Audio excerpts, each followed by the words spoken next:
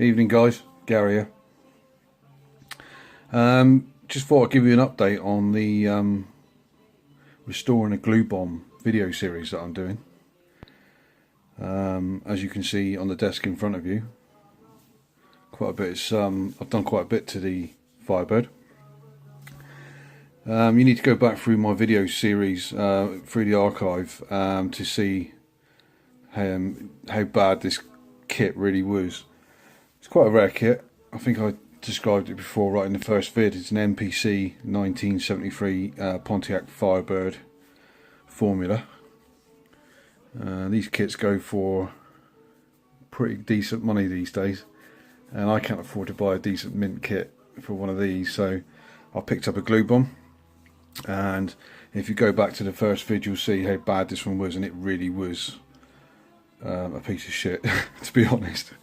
I didn't know if I could save it, but you know, I find these things a challenge, and I like to take the challenge on and see what I can do with it.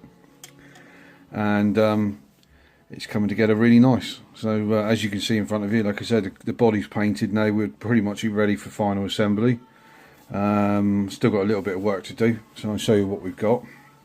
The glass, which I used, the original glass that was in the kit was too far gone. I couldn't use it. There were scratches on the glass, but there was also gouges taken out of it. Like it was just too far gone for me to use. So I used glass from a donor, a 1978 Trans Am. Still got a little bit of polishing to do, but as you can see, there's looking pretty decent. And for that, I used this product, which is Meguiar's Plastic X. I think you guys can get this in America as well. It's absolutely fantastic stuff for polishing up clear parts. And pretty much, yeah, the rest of it is pretty much, like I said, ready for final assembly. The interior is just black vinyl. I'm going to put some flocking on the floor. Well, I don't use flocking. I use I've never used flocking, to be honest. I use embossing powder. Always have done. I think it gives a better scale representation of carpet. Well, in my eyes, it does anyway. I've got a bit of work to do on the dashboard. It's very basic stages at the moment, but that's coming along quite nicely. Firewall is done. There's no brake booster on this kit, so I've added one from a spares box.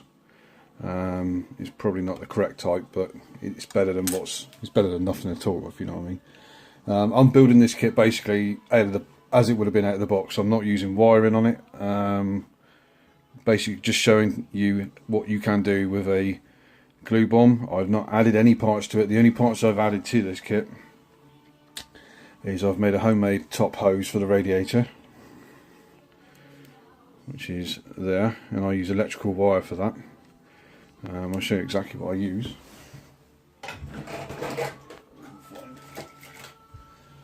I use this electrical wire, which obviously you can bend to whatever shape you like.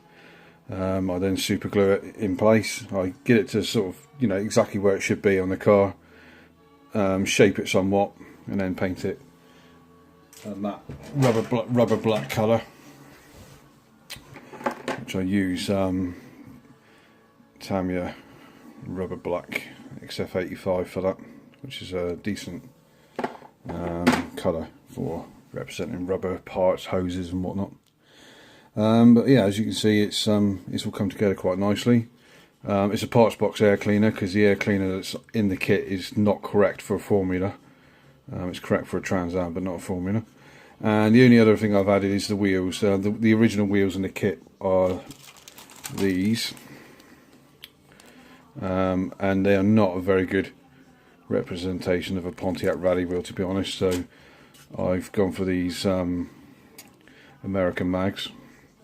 I've painted gunmetal in the centres and Molotow chrome for the outer rings, and they're looking really decent. Underneath, very basic, again, nothing added to it, just detail painting. This is exactly what came in the kit. Again, just various shades of black, silvers, aluminiums, gunmetal greys, and very light coating of weathering just to give it some definition. So that's looking pretty good.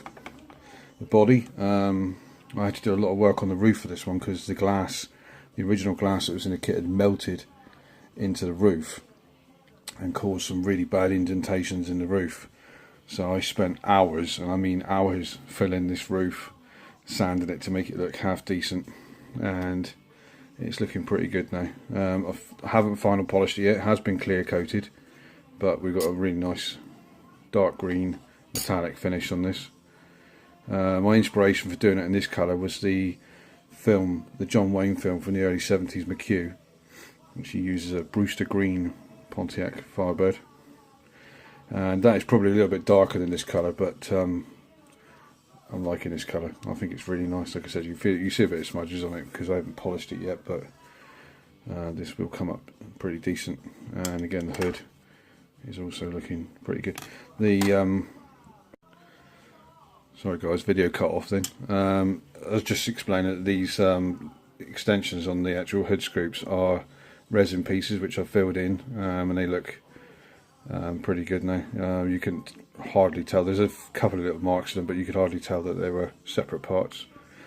And yeah, apart from that, the rear bumper, I stripped the chrome off the rear bumper because the chrome was really bad, and I've airbrushed it with Molotow.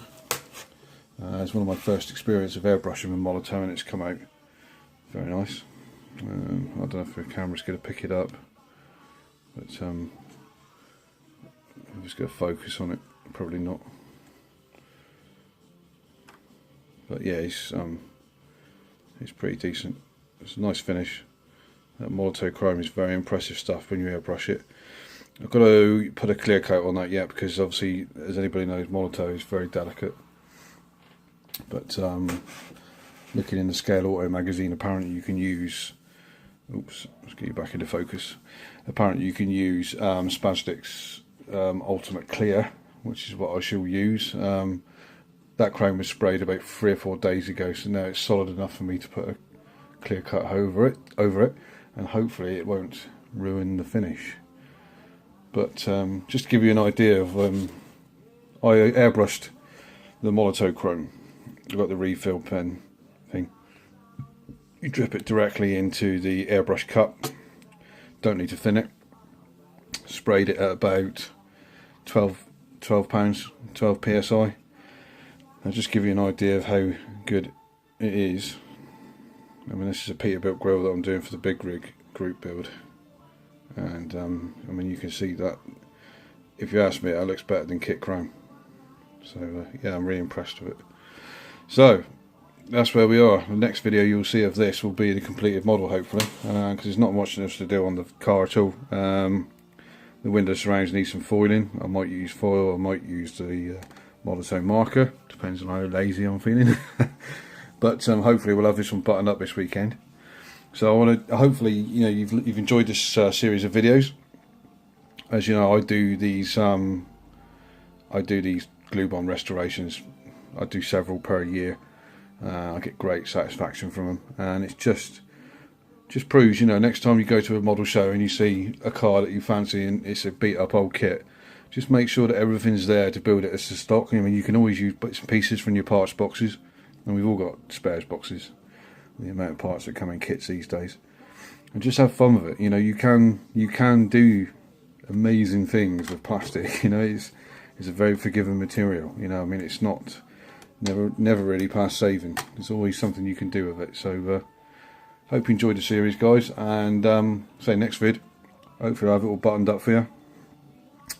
I'm going to do another vid coming up, well, maybe another vid this weekend, and just a little update video or something like that. But for now, have a good weekend, and I'll see you all soon.